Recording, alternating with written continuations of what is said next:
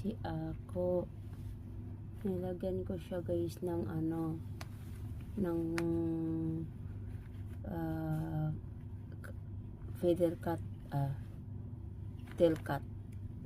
Tapos ginawa niya, ayan siya guys. Nag-pretend siya na itlog niya yan yung laruan. Itlog ni Sweet Mami. Ayan. Marunong pala talaga sila magawa ng bahay.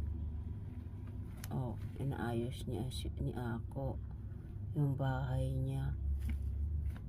Diba? Ayan, nag-aagawa na sila guys.